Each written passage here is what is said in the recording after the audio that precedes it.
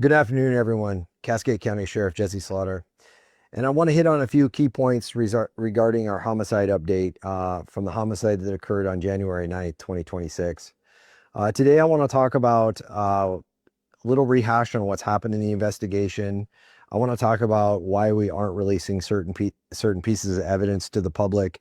And then I also want to wrap up with a lead that we need your help on. So, for starters, as everyone likely remembers, if you're following with the channel, on January 9th, just before noon, we had a report of a deceased person in the 1700 block of 22nd Avenue South in the county here, just south of the city.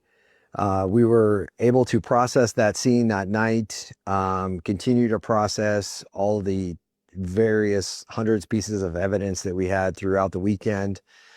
We've been fortunate to get the assistance of the Montana State Crime Lab with some expedition of some of our evidence, and we're also looking through multiple other pieces of evidence involved in this investigation.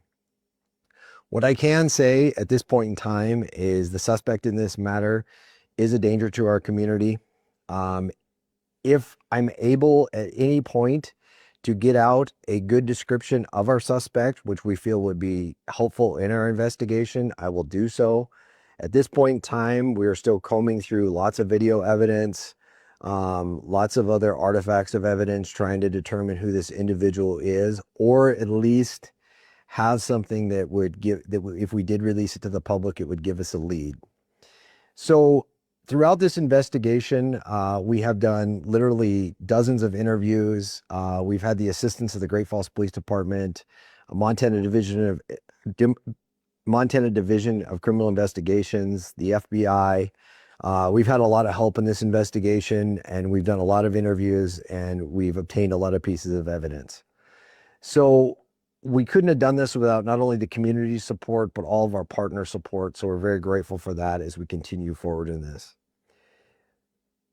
The Grandview Apartments, as you can see here displayed on the screen, have become a key piece of evidence in this investigation. We believe at this point in time that our suspect left and went to the Grandview Apartments on the early morning hours of January 9th, 2026. We have done a canvass of this apartment complex. And for those of you who don't understand, a canvass means go door to door, talk to every single person that resides in the apartment complex. This has occurred many times throughout this last week.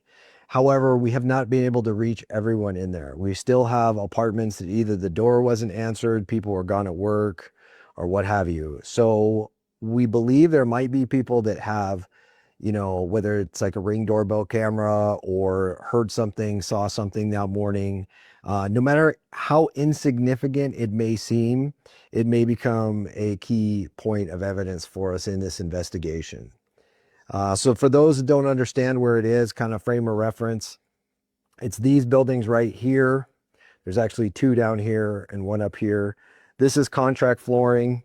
And kitty corner across from that would be like the Amigo Lounge on 7th Street there, just to kind of give you a frame of reference if you're wondering what we're talking about. We need any help we can get on this investigation. The person of interest may have been seen before January 9th.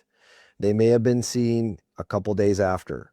But we really are focusing in on that January 9th in the early morning hours. That's going to become key to this investigation, and we greatly need your help.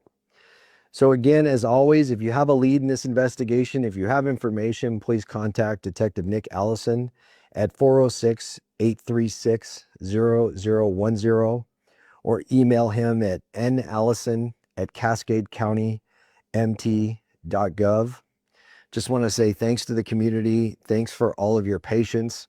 I know that a lot of people in the community want more information, pictures of the suspect, whatnot coming out.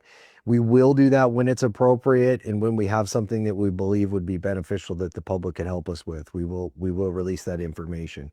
At this point in time, though, I look forward to having an update midweek this week to end of week this week at the latest as we move forward in this investigation. Again, thank you all for your help and your continued patience.